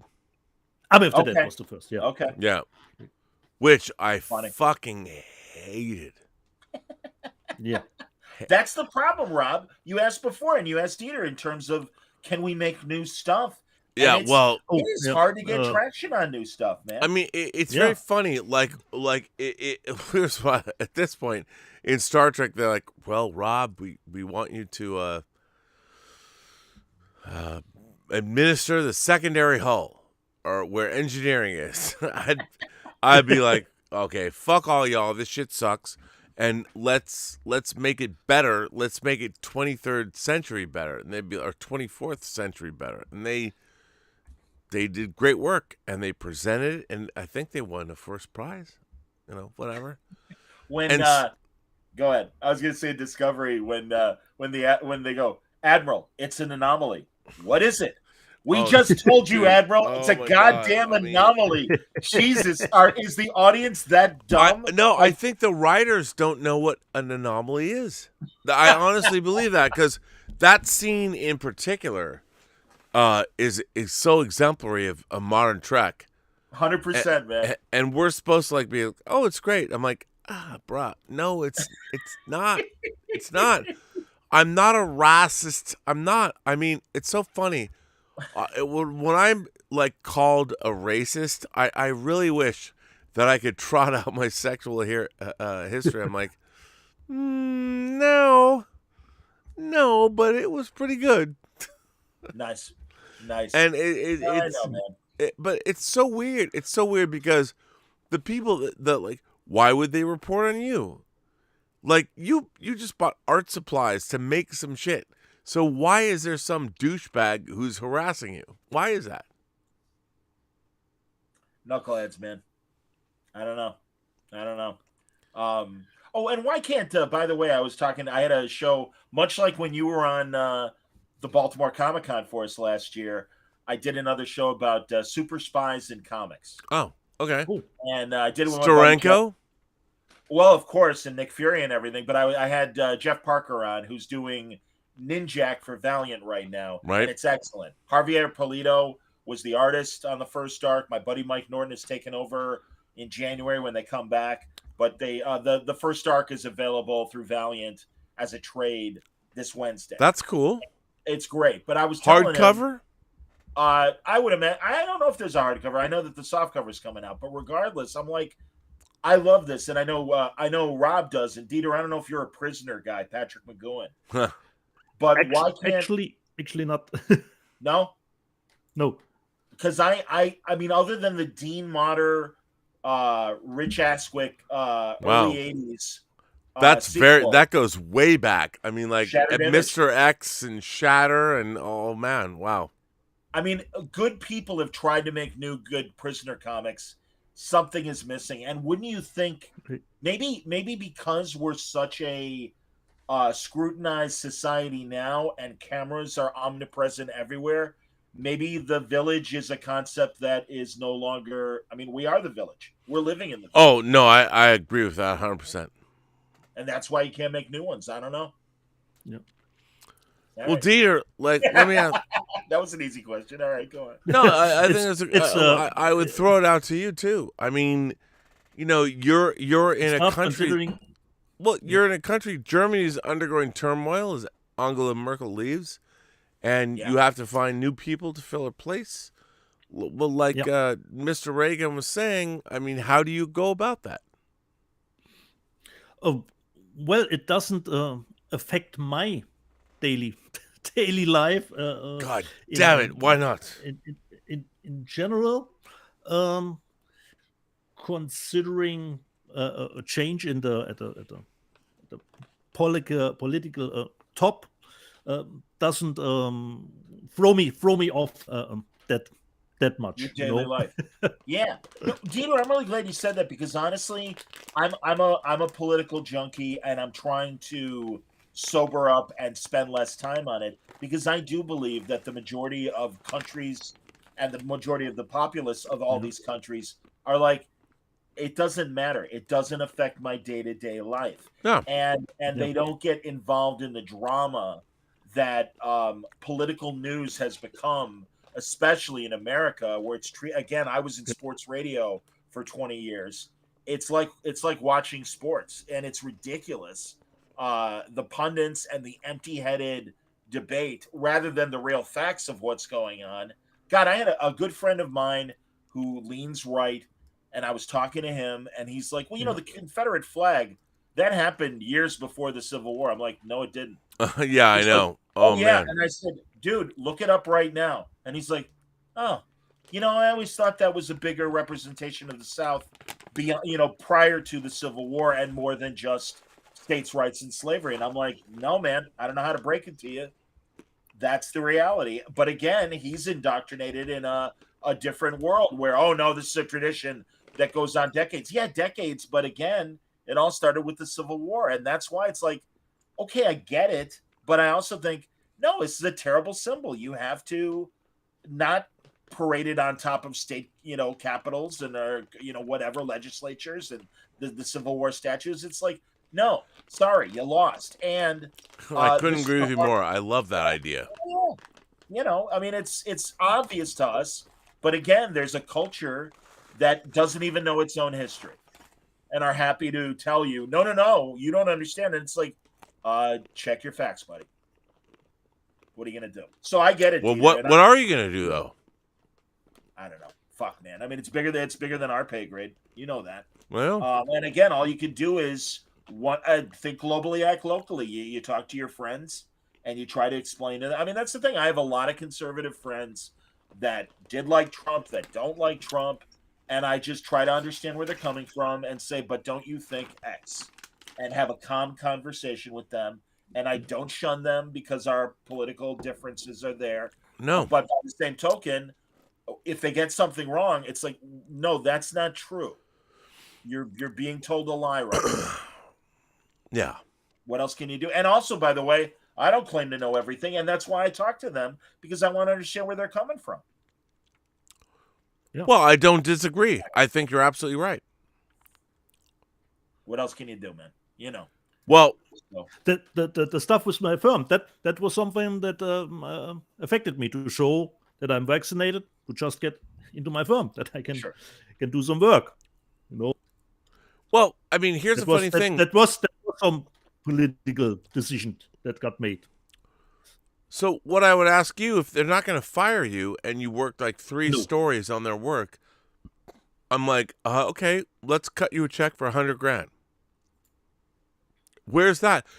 Why are you expected to work for the state and not get paid for it? No, not for the state. Just a regulation that I had. That it's not coming from my firm to show that I'm vaccinated. Sure. That comes from the political. Of course. My only point is that there's lots of people that have to curtail their lives because they are pregnant. Yeah. I don't think that's the right way to go, because a parent has to then, after they give birth to the kid, deal with life and who they adopted it to and what happened and this. I can't even imagine. And what happens when you find out that your biological kid doesn't have a great life, isn't happy, and then you're like, well, if I was only there for you, but you could have been 30 years ago, but you weren't. It's a difficult choice. Indeed. Trying to think of any other cool old Hollywood things I've seen lately. Isn't it interesting? I don't know, Rob, do you have Turner Classic Movies or no? I do. Yeah, I love it. I do too. It seems to me they're really making a serious effort to focus on the 50s, 60s, 70s, and 80s more than they used to get a younger audience. And, they changed all their little interstitial promos that they do in between movies and went for this kind of very slick look. And it's a shame because, like, I'm a massive fan of Noir Alley with Eddie Miller. Yeah. And Eddie's a great guy. Eddie's been on the podcast. It blows my mind that he's come on, but he's a massive comic book guy. And they used to have this awesome, really cool montage intro to Noir Alley that took like 20 seconds or 30 seconds to get through. And now it's like, quick cut.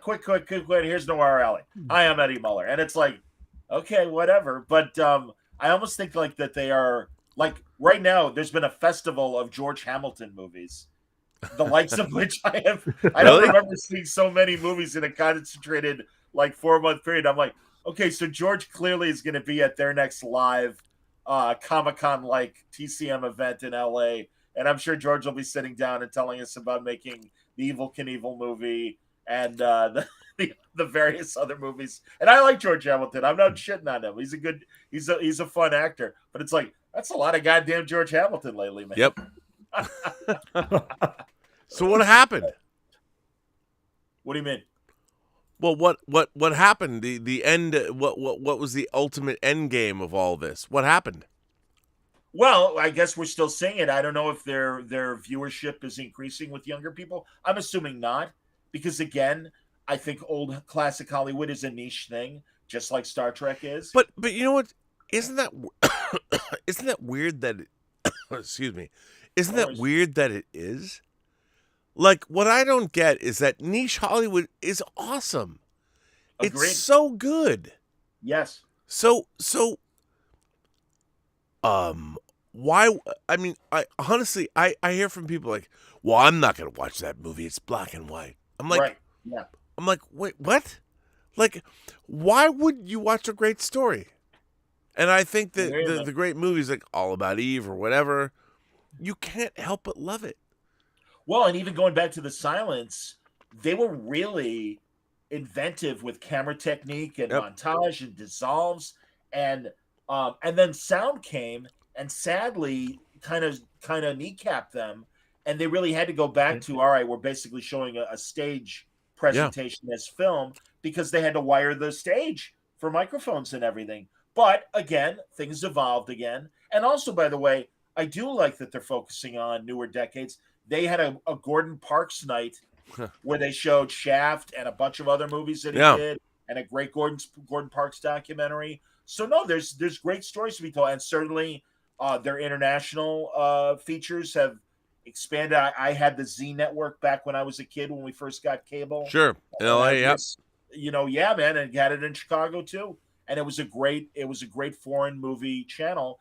And I like that they do those things, and I like that they do silent features still. So I'm glad that Turner hasn't been that affected in a negative way. And they still, I have to admit, the other night they had a bunch of classic Hollywood pairings, and they showed Gable and Lombard, and they showed, Tracy and Hepburn and the like and everything, and certainly Astaire and Rogers. So they're not they still know where their home cooking is and everything. Of course. I thought it was interesting, and it seemed very glaringly apparent that since the summertime they're trying to push newer stuff in it. Yeah.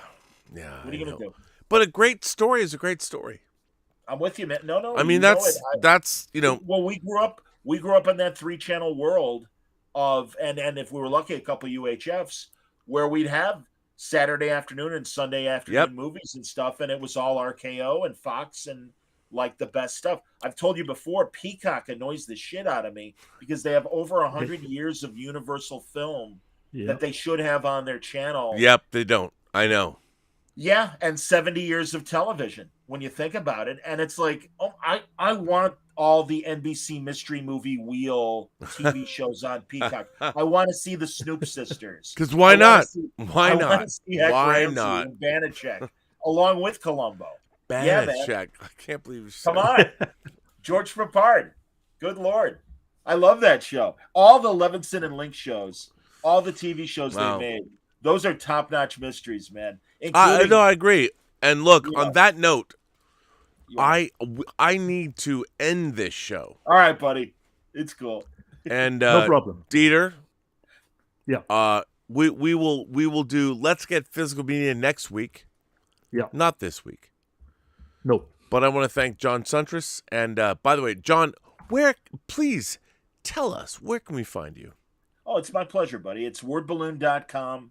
That's where you can find the audio and the video. I do YouTube as well. I don't have the audience video-wise that Rob has, but I have a nice-sized audio audience, which is great. It doesn't matter. Just one day you will. I'm I'm a patient man, Rob. I built my audio audience. By the way, your can I just say your podcast, your interviews are incredible. They're really, really good. Thanks, buddy. No, that means a lot. And truly, I love yours as well. And no, I'm very lucky, man. I've been doing it for 16 years, and half the success is showing up. And I've also had a lot of great opportunities, not only with comic books, but documentarians.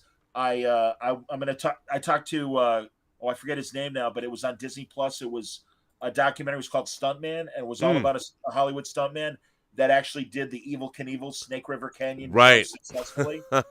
And that guy just made a new Kennedy documentary with Oliver Stone for Showtime, and he's coming back, and we'll be talking this month. Also, great documentary about Mr. Kelly's, the comedy and jazz stage of the 50s and 60s that ushered in the Lenny Bruce and Mort Saul era of comedy. I'm talking to that filmmaker and stuff. So yeah, I'm very lucky that I keep getting more opportunities beyond the nerd sphere of comics to talk about some of these other shows. Well, yeah, I mean the nerd sphere is going away. It's becoming homogenized, and it will be not culturally relevant soon. Maybe 5 years. Well, but just like you, beyond observations, I'm using Word Balloon to entertain myself and choose the subjects that I want to talk about. Right. And that includes certainly Star Trek and everything. Dieter, I hope I didn't derail. I feel like I kept clapping. No. And then, This was actually just the last minute change for me too. Okay. Yeah, no, it was great. I mean, I want to say that I think we had a great conversation. It was all good. Yeah. And I see your eyes closed. The poor guy. You're falling asleep, aren't you, buddy? No, I'm what? Me? No. Are you kidding? Okay. Look, if I was falling asleep, everyone knows. Here's me falling asleep. Yeah.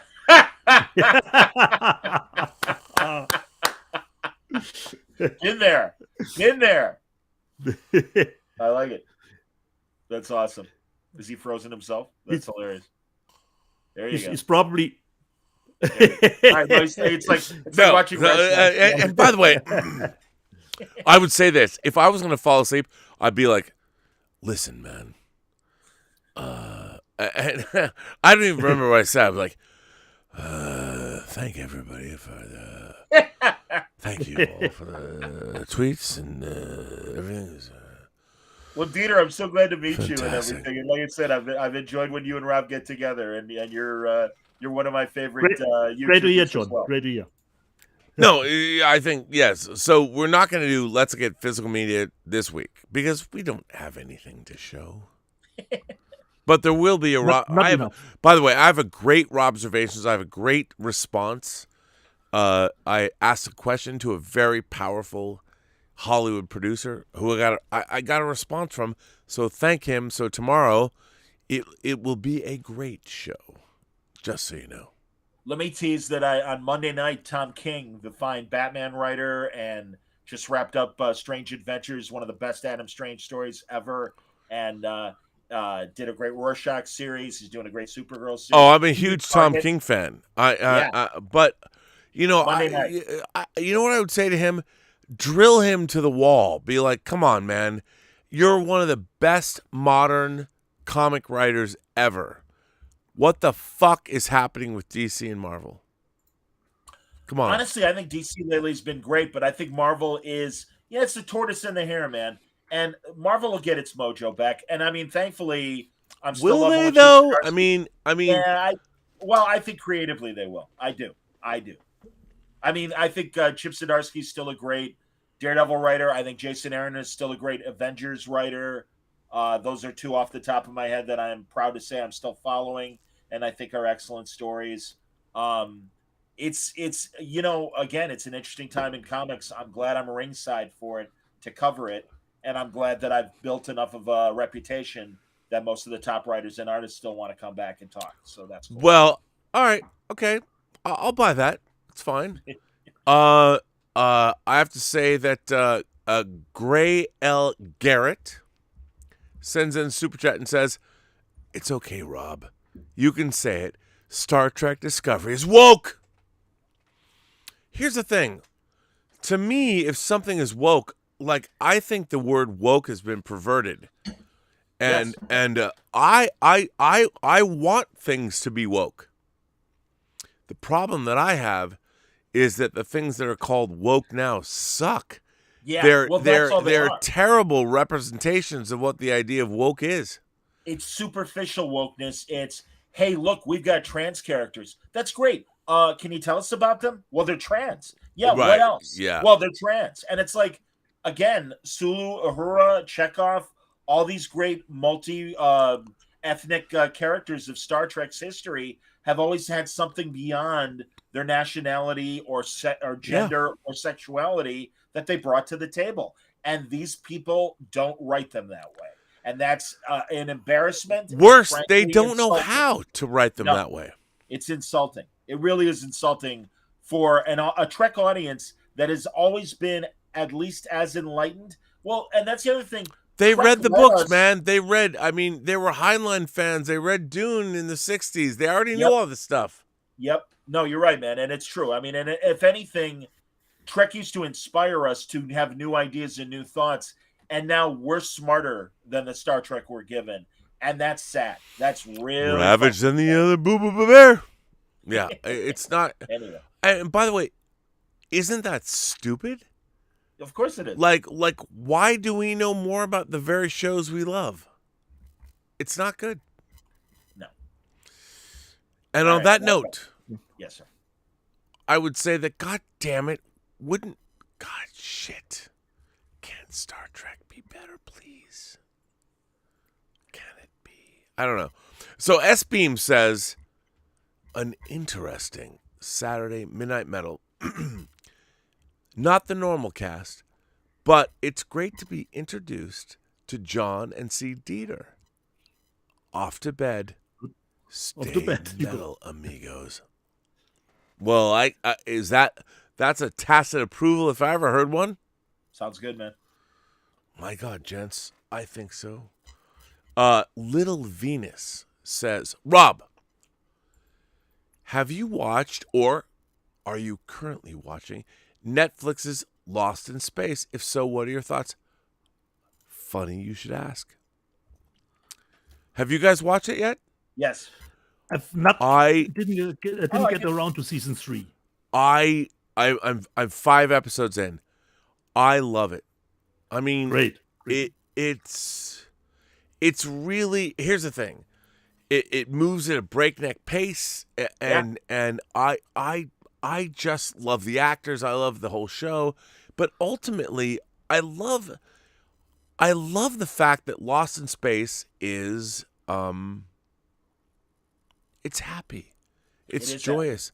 It's about a family that loves each other and the kids, even though let's do the best we can do.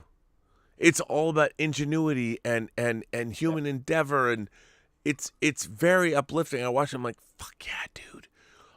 To me, it's what Star Trek isn't. Oh, absolutely. Star Trek's a depressing show. Used to be an aspirational show, and now it's just we're all in our misery. And how do you feel about your misery? Absolutely. How about Bebop, Cowboy Bebop? Oh, that's a tough one. Yeah, I'm sorry. I didn't mean to give you the essay question. Well, no, I mean, okay.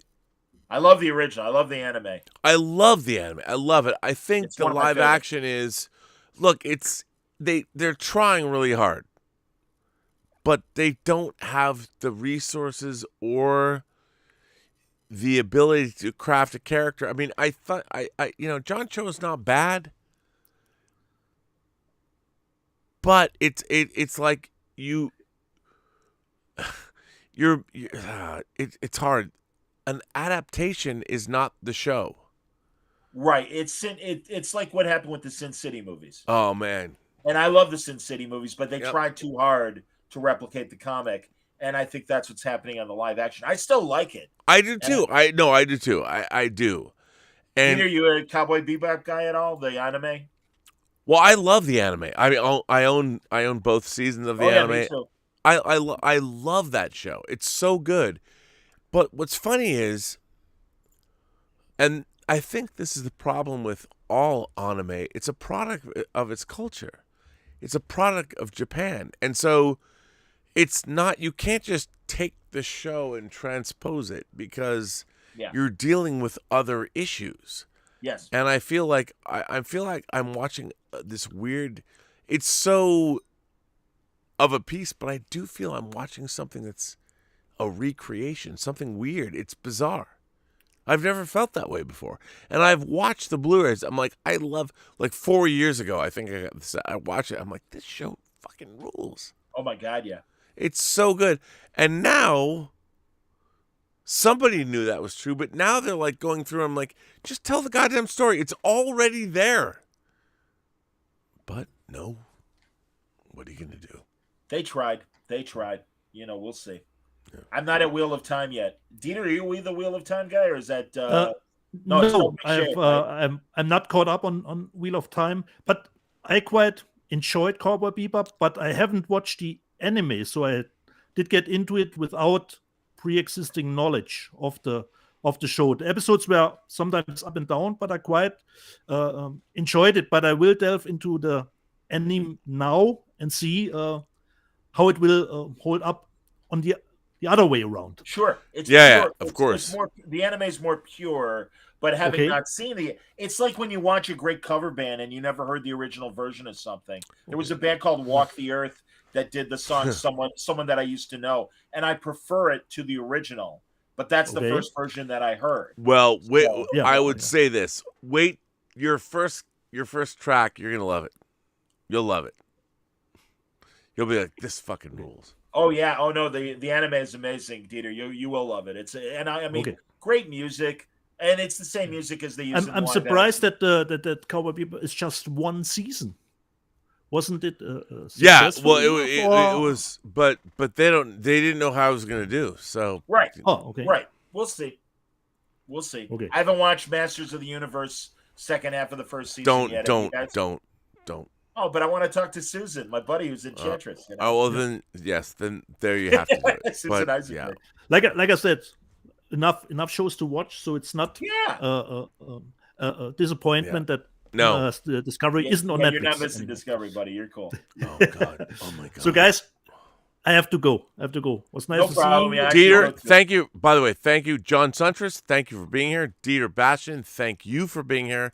Thank everyone who supports the channel via Super Chats and Tips. We had a great member call today. Thank you so much. Did you get to every Super Chat, Rob? Just check. Well, not that we... no, well, Michael Elliott says Foundation is cool. I'm up to episode 3. Thanks, I'm engaged. Yep. Good to know. Vibav says, big fan of you, Rob and Dieter. I would say you, John. That was John. And Destiny Captain says, Rob, it's time to start watching Stargate. You'll feel better. Okay. Dude, I mean, how many thousands of episodes? I will. I watched. I started the first season. I watched like 5 episodes. I think it's really good. It gets better. I mean, I liked it from day one, but it really does. Richard Dean Anderson's amazing. That cast is terrific. Oh, it's great. And it really is a great show. Well, I know Dieter has to go. So we will postpone Let's Get Physical Media to next week. So we have actually lots of stuff. Thank you, Dieter. Thank you for being here. John Suntress, great to see you. Great to have you here. Likewise, Robert, this is a fun show. Quick show, Midnight Metal, the way we go. But I want to thank everyone for watching. I want to thank the moderating staff. Bunyan Snipe is here. And I don't know who else is here, but Bunyan Snipe, thank you for being a great Blue Wrench, sir. I want to thank John once again. Where is the Word Balloon podcast? Wordballoon.com, but I'm everywhere that you can find audio podcasts. Every audio platform, I'm there. Just look for Word Balloon, and then also the Word Balloon YouTube channel. And no, everything's great, and I'm having a blast, and things are going well, and it's great to be a content creator that can afford to do that as his career.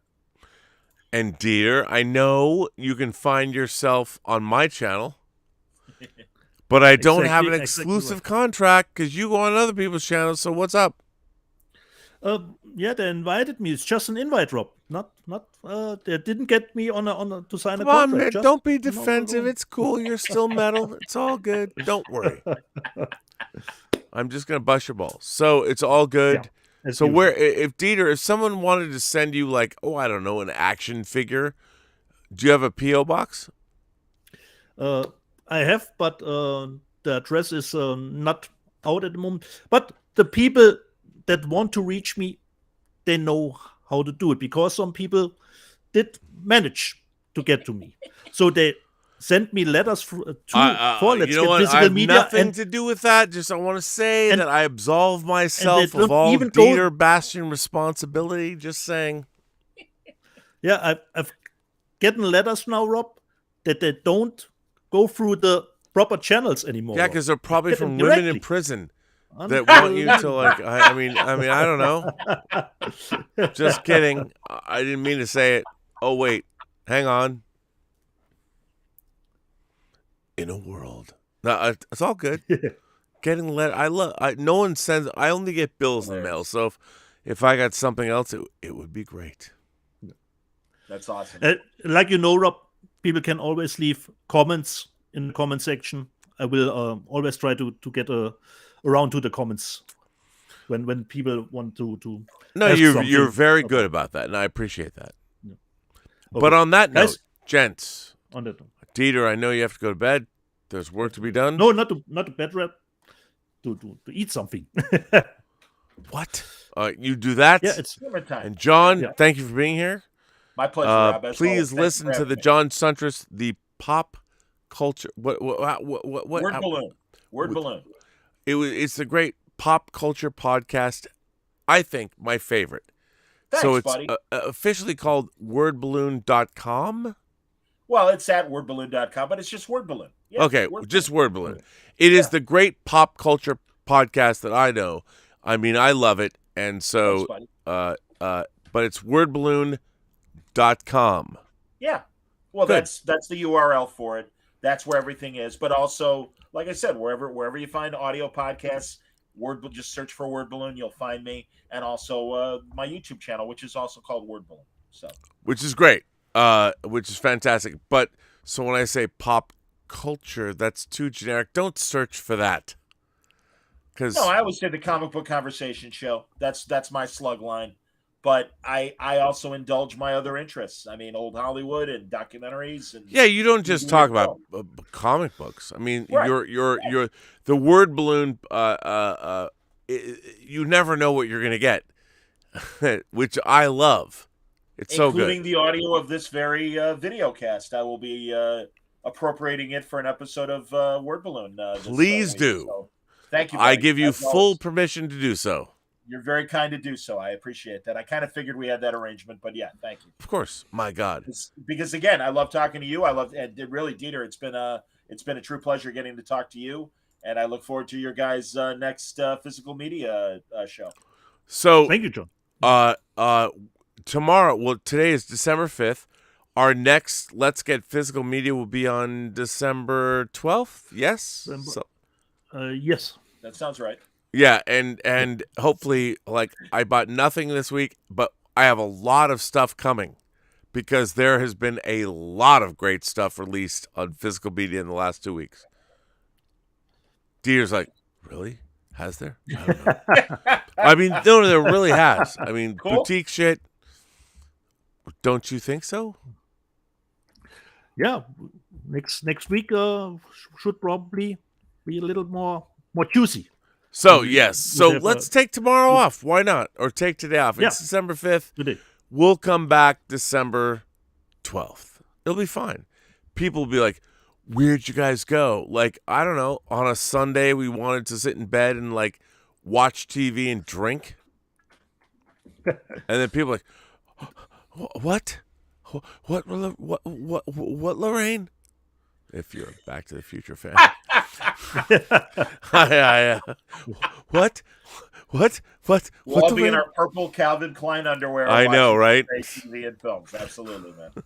So, on that note, gentlemen, I want to thank you for being here on Midnight Metal. And this was fun. It was good. It's good. Okay. My pleasure, buddy. Dieter, John. See you next week, my friend. We will see everyone next week. And on that note, remember, let me just give a shout out to our Blue Wrenches. Yeah. Bunyan Snipe, thank you for being a Blue Wrench. Thank you. Well, is there more people? I don't know.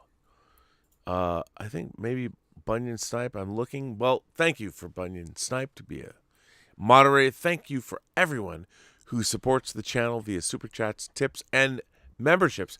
We had a great membership call today. We do it bi-weekly. We'll have one more for the year. So if you're a member of the channel, you're all welcome at whatever level. You can come in, and even if it's like 99 cents a month, we have these chats, and they're fun. Today was great.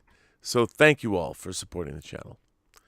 And on that note, every person you meet has a story to tell that you have yet to hear. All you have to do is listen. Listen. And on that note, gents, I would say, what, come on, you know, have a better Better day. day. Indeed. Yeah. Thanks. Thank you all. It is time to go. This ends episode 60. 68 of Midnight Metal.